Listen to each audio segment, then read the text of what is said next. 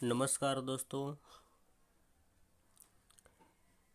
मैं लक्ष्मण शिंदे आज आपको अनुच्छेद लेखन इस विषय के बारे में महत्वपूर्ण जानकारी दे रहा हूँ। अनुच्छेद लेखन लिखते समय इन बातों को न भूलें।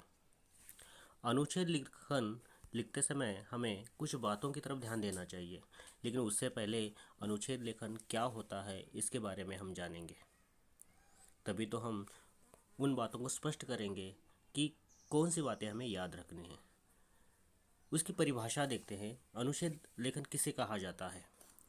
किसी भाव या विचार को व्यक्त करने हेतु सुगठित वाक्य समूह को अनुच्छेद कहते हैं। मतलब कोई भी भाव है या फिर कोई विचार व्यक्त करना है तो हमें वाक्य बनाने पड़ते हैं और उन वाक्यों का एक समूह होता है। लेकिन कैसे समझ सुगठित होता है? सुगठित मतलब पूरी तरह से देखा जाए तो क्या होता है कि हमें सुगठित मतलब एक साथ जुड़ा हुआ दिखाई देता है। सुगठित ये वाक्य समय होता है, याद रखना। इसे ही क्या कहते हैं हम? अनुच्छेद कहते हैं। विचार को हम क्या करते हैं? इसमें विचार और भावों को व्यक्त करते हैं और ये लिखते समय हमें इसमें कोई भी वाक्य निरर्थक निरर्थक और अनावश्यक नहीं होना चाहिए। निरर्थक और अनावश्यक नहीं होना चाहिए। क्यों नहीं होना चाहिए? क्योंकि हमारा अनुच्छेद लेखन प्रभावी नहीं होगा। हमारा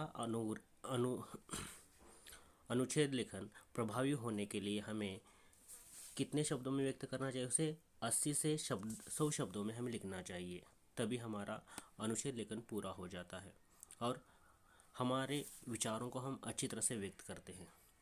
और इस पैराग्राफ में हम किसे व्यक्त करते हैं? हमारे विचारों को प्रस्तुत करते हैं। किसे विचार करते हैं? हमारे विचारों को प्रस्तुत करते हैं। इसीलिए हमें उसकी तरफ ध्यान देना है।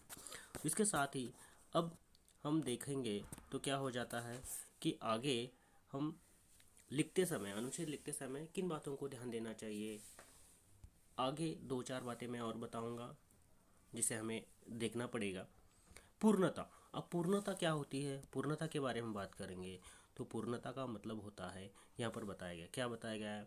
संबंधित विषय के सभी पक्षों को अनुच्छेद के सीमित आकार में संयोजित करना।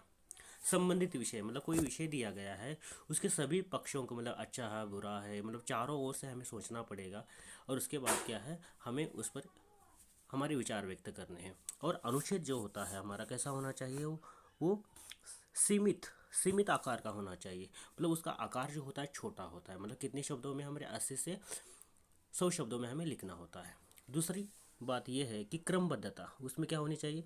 क्रमबद्धता होनी चाहिए। क्रमबद्धता विचारों को क्रमबद्ध एवं तर्कसंगत विधि से प्रकट करना।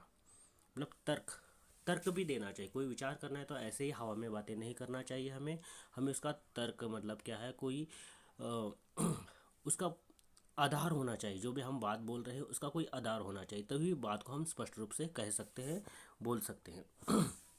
उसके बाद बताया गया है कि क्रम भी उसमें होना चाहिए। एक के बाद एक विचारों को हमें व्यक्त करना है। एक बात कहते हैं हमें दूसरी बात बीच में नहीं लाना है। एक बात पूरी होने के बाद ही दूसरी बात हमें करनी चाहिए।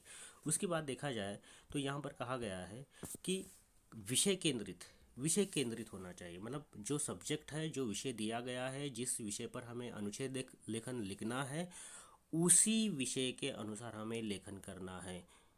प्रारंभ से अंत तक उसे क्या करना है? कहाँ से? प्रारंभ से अंत तक हमें क्या है? अनुच्छेद लेखन लिखना चाहिए और उसी एक विचार पर ही होना चाहिए। अब समासिकता की बात हो रही है। समासिकता की बात हो रही है मतलब समासिकता मतलब क्या है? अनावश्यक बातें इसमें नहीं करना है और ना है इसमें क्या है, संबंध का मतलब जो विषय संबंध है उसका वर्णन विवेचन होना चाहिए और सीमित शब्दों में होना चाहिए। सीमित शब्दों में मतलब कम से कम शब्दों में अनुच्छेद लेखन होना चाहिए।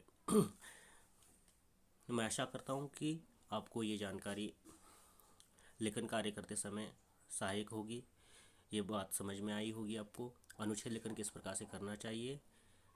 धन्यवाद। मैं आपका बहुत बहुत आभारी हूँ। धन्यवाद।